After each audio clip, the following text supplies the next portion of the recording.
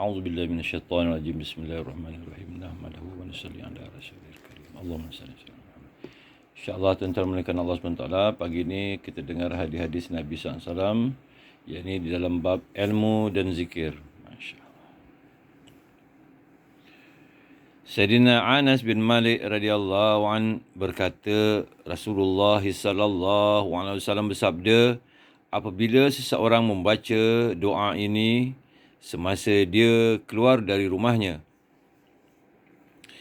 Bismillahi tawakkaltu ala Allah, la hawla wa la quwwata illa billah, nescaya dikatakan kepadanya, yakni malaikat akan berkata kepadanya, urusan kamu telah dibereskan dan kamu telah diberi petunjuk, dan syaitan akan menjauhkan diri daripadanya.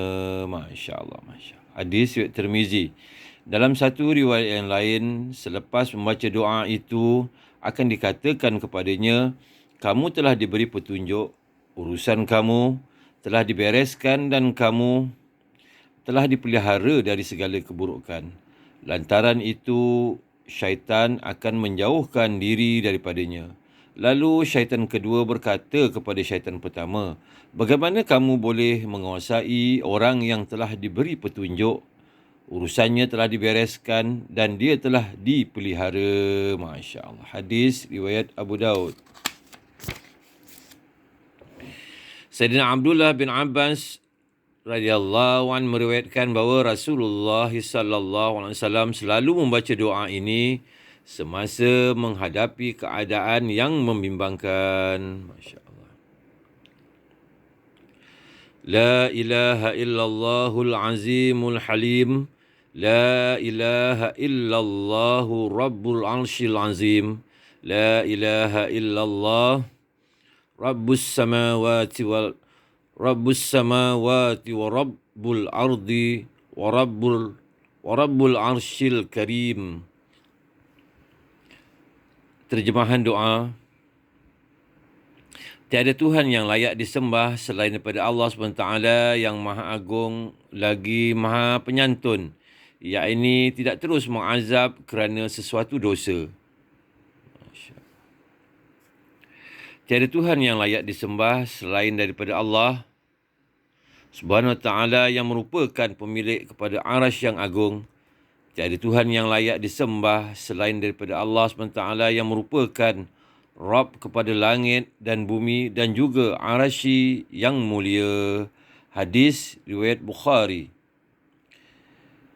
Sayyidina Abu Bakrah radhiyallahu anhu meriwayatkan bahawa Rasulullah sallallahu alaihi wasallam bersabda, sesiapa yang ditimpa musibah hendaklah dia membaca doa ini.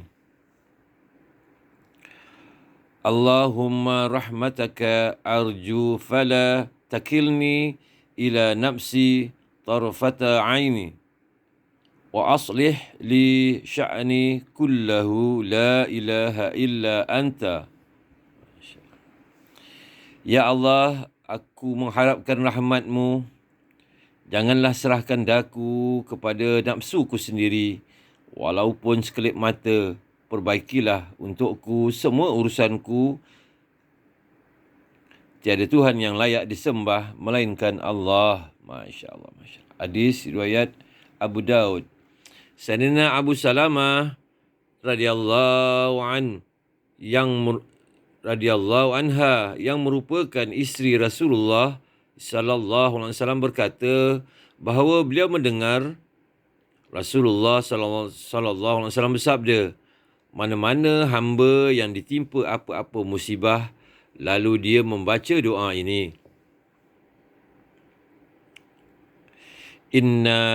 Innallahi wa inna ilaihi raji'un. Nallahumma Innallahi wa inna ilaihi raji'un. Allahumma jurni fi musibati wa akhlif li khairan minha.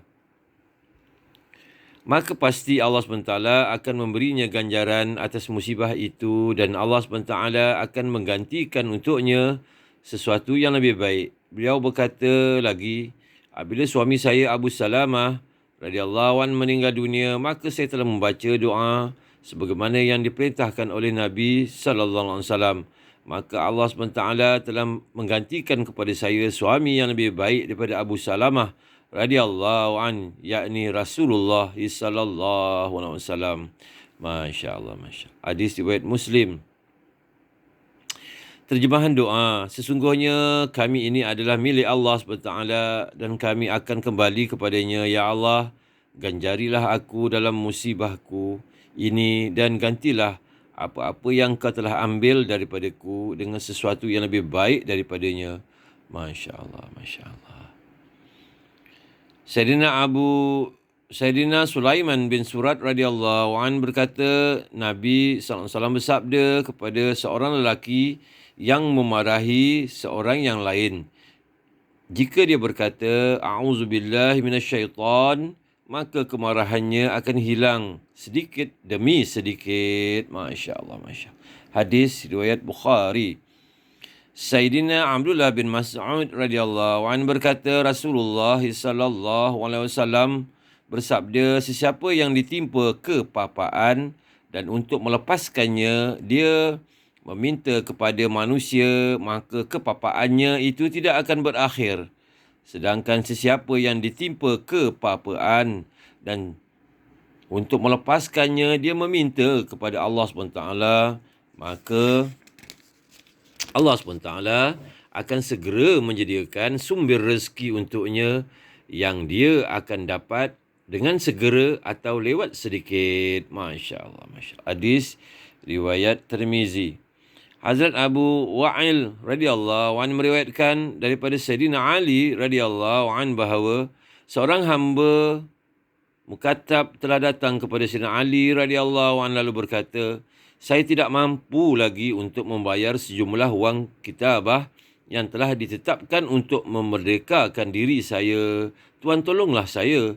Sayyidina Ali radhiyallahu an berkata, apakah tidak patut saya ajarkan kepada kamu doa yang telah diajarkan oleh Rasulullah sallallahu alaihi wasallam kepada saya? Jika kamu menanggung hutang sebanyak gunung Sir yang berada di Yaman, pun hutang itu akan dilangsaikan oleh Allah Subhanahu wa taala. Bacalah. Allahumma kfini bihalalika an haramik wa aghnini bifadlika amman siwak. Masya Allah. Ya Allah, kurniakanlah kepadaku rezeki yang halal dengan ini.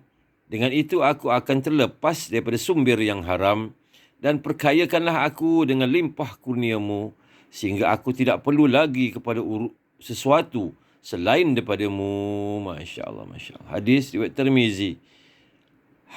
Keterangan hamba mukatab ialah hamba yang telah diberi tawaran oleh tuannya bahawa jika dapat membayar sejumlah tertentu wang dalam tempoh yang tertentu, maka dia akan merdeka. Jumlah wang yang telah ditentukan dalam urusan ini dinamakan kitabah. Masya Allah, Masya Allah, Masya Allah. Allah Akbar.